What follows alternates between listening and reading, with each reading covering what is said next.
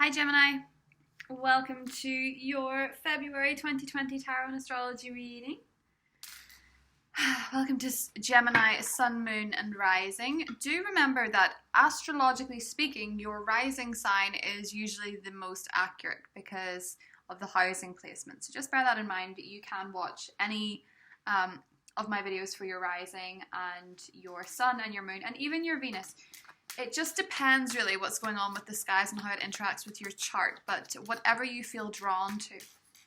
So Gemini, this is exciting. Congratulations on that big change in your life, whatever it is. It's probably quite significant. And if it hasn't happened yet, it is coming. This year for you heralds big changes, the big things, you know, the house, the marriage, the relationship, the baby, the new child, the puppy, whatever it is, Gemini, there's a big change going on of something that's been quite long-standing. So the energies are shifting for you. Just embrace it. Even if things feel quite chaotic, quite different at the moment, it's all leading you to where you need to go. So bear that in mind as you navigate Aquarius season into Pisces season. Because when we get to Pisces season on the 20th, there's a big focus on your career. And you may be a little bit, the Tower, you may be a little bit shaken at the changes. Even though you're mutable air and you can be so very breezy about the changes that come in life. Truthfully, you're a little bit concerned about all the things around you that just aren't turning out the way that you thought they would, whether that's a negative or a positive thing. I sense that you feel like something's very out of your control because adding Mars to the mix, Mars enters Capricorn on the 16th, the same day actually that Mercury goes retrograde in your career sector. And for you, Capricorn energy is so very intense, and that's why your year is changing so much. It's very much a Capricorn type of year. And I think with the Tower and the Five of Pentacles, for a lot of you, it's a concern that you can't support who you need to support, or you can't show up for who you need to show up for, because maybe you're not feeling like you're showing up enough for yourself. And that's where you really need to examine your relationship with yourself and how much you're caring for yourself. Because you could very well find yourself in a place where you are trying to heal and care for others no matter what your profession. Five of Wands in the Moon. And I think your instincts and your emotions are feeling really very chaotic. And the more that you try to support those around you, or the more that you try to fix everything around you or get some type of control over the situation, the more out of touch you feel with your heart. And I think, Gemini, after that full moon in Leo, activating your third house, it's time to speak. It's time to let that energy out. And Mercury going retrograde doesn't mean that you're going to get it completely wrong. It just means that maybe you realize that you've been talking and talking and talking, but you've not been saying the thing that needs to be said. And that's not like you, but Mercury retrograde can do that. So, Mars in Capricorn is going to be a good time for you to accept that you need to take a bit more control of what you can do for yourself rather than what you can do for everybody else and what's going on around you. Because I think it's making you too anxious, too confused, too conflicted, and you need to really focus on yourself. So, ooh.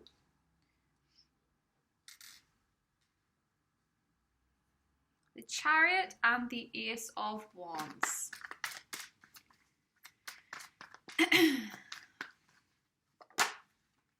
Knight of Pentacles. Slow and steady. Yeah. Slow and steady wins the race. And you are racing somebody or something. You feel like you're against the clock in the second half of the month. It's all an illusion. Time is an illusion. Time is a social construction. And boy, oh boy, oh boy, oh boy, oh boy, is it about to get a lot better. The Wheel of Fortune and the Nine of Cups. What a turnaround in only a way that a Gemini can do underneath 6 of Cups. So you guys are not exempt, even though Mercury retrograde, well, actually,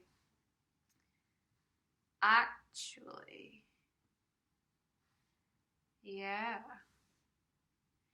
that makes sense. So for those of you that are single, Jupiter is making quite interesting aspects to this sky, right? So Mars is going to be in Capricorn from the 16th onward, and this Capricorn energy continues throughout the year. As I said, for you, it's very much to do with that intensity. It's very Scorpiophonic in nature. So if you have Scorpio friends, you have a Scorpio partner, you feel exceptionally connected to them for better or for worse. So this energy is very, very, very intense, and it's kind of this real Scorpiophonic theme to your spread, even though the Death card and Judgment aren't there. What I mean by that is that the Tower and this crumbling and this feeling like things are being destroyed around you, everything's changing and you've no control. And then we work through that energy, we see the emotions, we process the emotions, and we see what way we're lighting a match and setting fire to our own castles, to our own homes or our own spirits. And then we see the Wheel of Fortune in the Nine of Cups and we think fate had a bigger plan all along, and this was meant to crumble so that you could see what you really had to do. Ooh, very serendipitous. And for those of you that are single, it seems like there could be a very strong chance that you connect with somebody who's very unlike you. They are possibly a Taurus, possibly a Virgo, possibly a Capricorn, possibly a Leo, Scorpio, Sagittarius, not Sagittarius. Well, it could be a Sagittarius. I said that for a reason. A Leo, Scorpio, Aquarius, or a Taurus. I'm very drawn to Taurus, but anyway, don't get caught up in signs in general spreads anyway. So with the Chariot in the middle, I feel like you finally take direction. And the point that you take direction, Gemini, is the 23rd, the new moon in Pisces. Now, Jupiter is the planet, I believe, that rules your relationships, and it makes a sextile aspect to Neptune, again being in Pisces on the 20th. And it feels like as far as your relationships are going, something in your life romantically had to go, and it could be family, but I feel like something in your life had to go very, very wrong in order for you to see what you needed to do. It's almost like it's given you some form of clarity with that Ace of Wands, some form of spark. It may have set you temporarily into a period of depression or someone around you, but it's led you to see that something really needed to be ignited within you, a spark. To the Ace of Wands, it can be a symbol of pregnancy, it can be a new job, it can be a new passion, it can be a new relationship, whatever it is, something has been reignited because of the flames that came from this tower crumbling. And for some of you that feel like you've been in a self-sabotaging scenario where you had to break something down, where you didn't have to, you feel like you did and you shouldn't have, you absolutely should have. Because something had to come from that, a lesson had to come from that, an experience and a change in direction, because you were going down the wrong path. You were going down a path where nothing was ever enough. There was never enough abundance, there was never enough emotion, there was never enough interest, I guess, is what I'm saying. So the thing that has crumbled and been so very, very chaotic has actually occurred for something very, very, very beautiful. Even the color schemes of this. I'm actually filming this on Valentine's Day, and this is a very Valentine's themed pair. So if it's romantically, I think a lot of you have to trust that things are working out the way they should be, even if they don't look like it right now. They absolutely are, and you're heading towards a much better period in your life. One that is undoubtedly a little bit more stable, like a wish fulfillment, more emotionally stable. And if you're dealing with a soulmate connection, which I think a lot of you probably are and will experience this year in general, the Six of Cups and the Page of Pentacles and the High Priestess suggests that your intuition is telling you that something that seems small is much bigger and that you should follow that. Particularly if it's with a Pisces. I think there could be a romance there that is quite possibly worth waiting for. And I think this looks a lot like Mercury retrograde will set you back in touch with past friendships, past colleagues, past connections that have some kind of bigger purpose in your life, or obtaining some information for you that you need for the next chapter of your life. I think it would be wise to listen to anybody that has something to say when your ruler is retrograding in a side of the sky for you that represents everybody else. Do you know what I'm saying? Of course you do. You're a Gemini.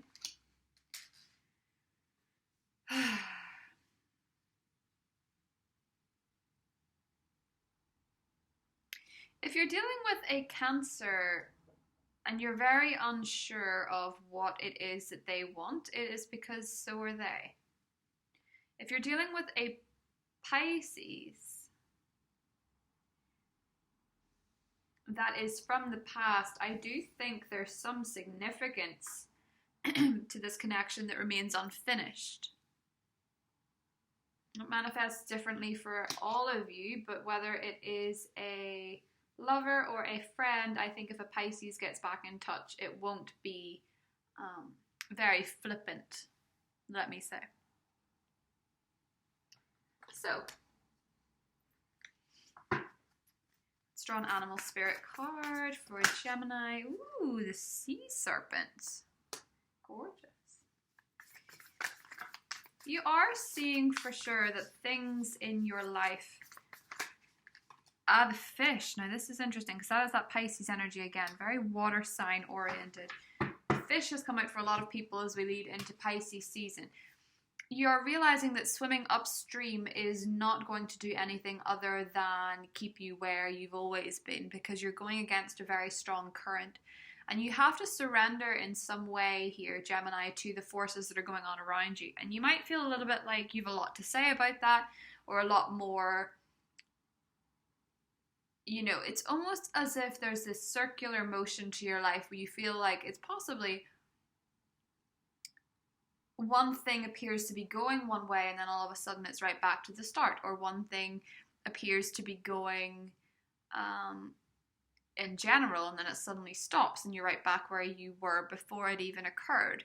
And the reason that that's happening is because you're struggling to make something what you think it should be.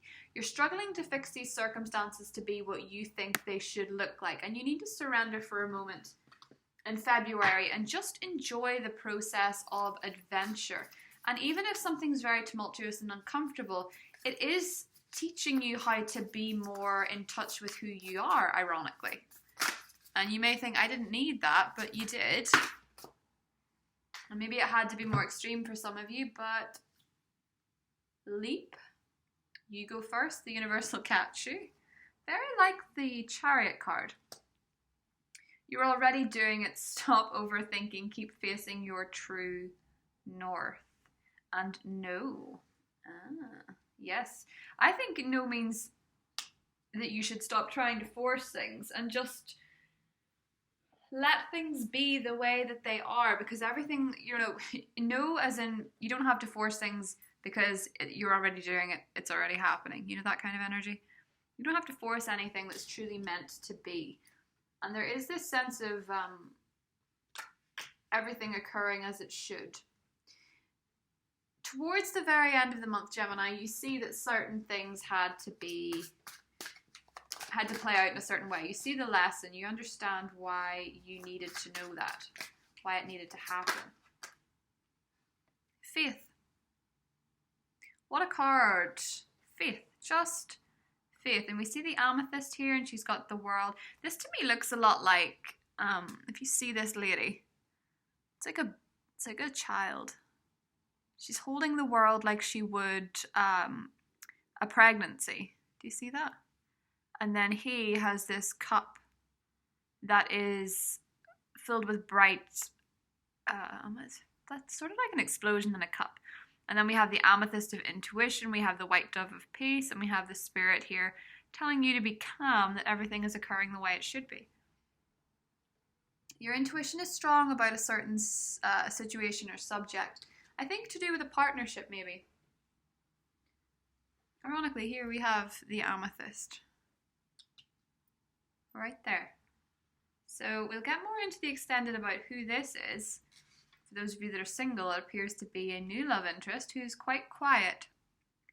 And for those of you that are in established relationships, there appears to be a new phase of this relationship going forward that I think is quite abundant for you. Something new sparks from this strangeness, this chaos, this storm in a teacup. But we'll get more into that in the extended Gemini. I'll see you there. Thanks, guys. Bye.